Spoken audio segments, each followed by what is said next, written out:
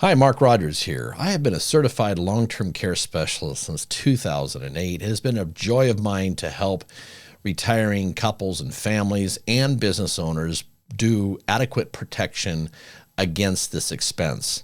There's very little known about this type of care, but yet the government is saying this is tremendously going to increase as time goes on. I want to retain the business value that you have.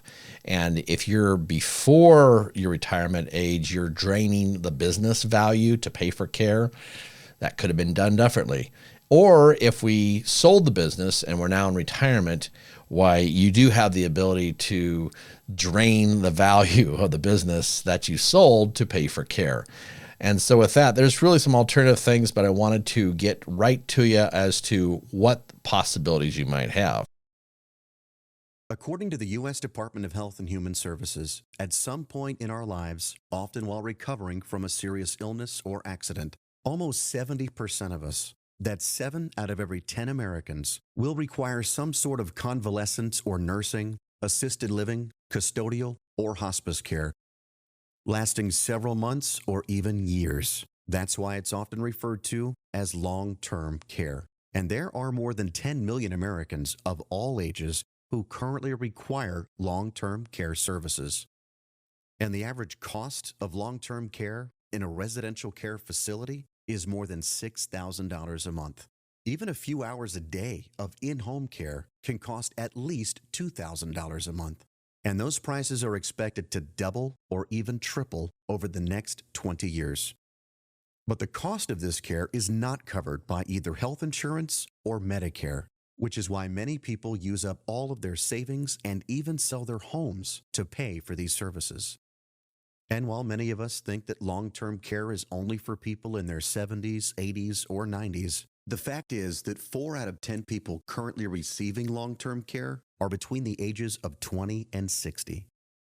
Like Stacy, who was diagnosed with leukemia when she was 44. She needed home nursing care for almost 2 years at a total cost of $160,000.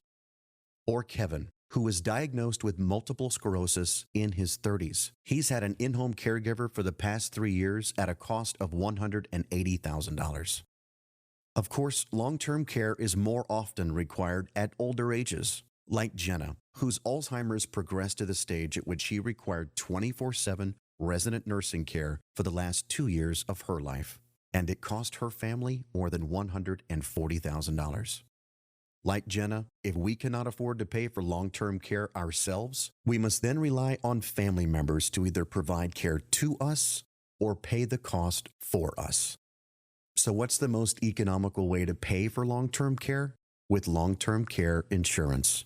Long-term care insurance can pay for the nursing, custodial, or hospice care you might need at any age in the comfort of your own home or in a resident care facility of your own choosing without any risk of becoming a financial obligation or imposition to your family.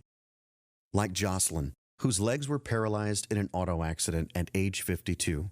She's needed custodial care for almost 2 years at a cost of almost $4,000 a month, and most of it was covered by her long-term care insurance. Or Pete, who suffered a stroke at age 78 and lived in a nursing home for 28 months before he passed on. Total cost, $370,000, most of it covered by his long-term care insurance.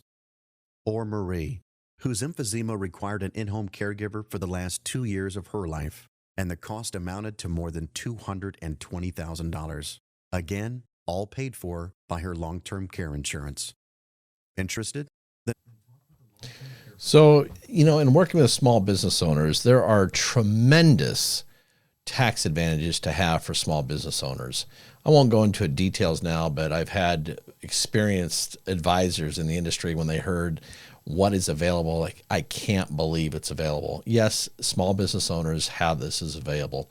So if you're in your 40s or in your 50s, yes, there's some tremendous planning opportunities. If you're in their 60s, there's other opportunities as well. If you're in your 70s, why, there's other opportunities. I do see that there is different strategies based upon age bands. But with that, I'm always here to help and discuss these things because it's a joy of mine to help small business owners, and I want to retain the value of your business as you go on. And so jump on over to My Safe Money Matters and sign up for email updates, for video updates. Office hours are posted there that you can schedule up, or YouTube or Facebook channels are running that as well. And so with that, I look forward to helping to protect and grow your business value for the future and keep it from spending away on long-term care expenses.